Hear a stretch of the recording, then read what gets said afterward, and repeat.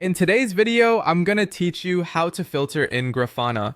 By the end, you'll know how to narrow your dashboard list by tag and quickly move or delete what you no longer need, all from the same place. Start by going to grafana.com and opening your Grafana instance. Once you're in the app, look to the left-hand side for the main navigation panel. This vertical menu is where you'll find everything you need. Click Dashboards to open the central dashboards page. Here, you'll see your dashboards organized by folders, along with options to search and manage them. We're going to focus on filtering so you can get straight to the dashboards you care about. At the top of the dashboards view, find the filter by tag control and click it. Tags are simple labels attached to dashboards, things like product areas, environments, or teams that help you group and find related content quickly. Clicking filter by tag opens a list of available tags detected across your dashboards.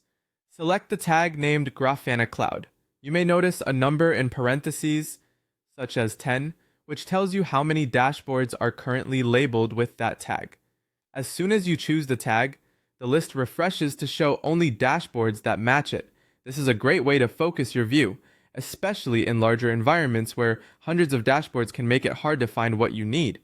With the list filtered, use the checkbox next to any dashboard to select it. You can check one dashboard for a single change or select multiple dashboards if you want to apply the same action to several at once. If you selected something by mistake, just uncheck it to remove it from your selection. Once you've selected one or more dashboards, you'll see management options to move or delete. Moving allows you to place dashboards into a different folder, which keeps your workspace tidy and makes access more intuitive for your team. Choose the target folder and confirm. Deleting permanently removes the selected dashboards from your instance. Use this carefully and confirm that the dashboards aren't needed or that you have a backup. Depending on your permissions, some options may be limited. If you don't see move or delete, you may need additional access from an administrator. That's the process.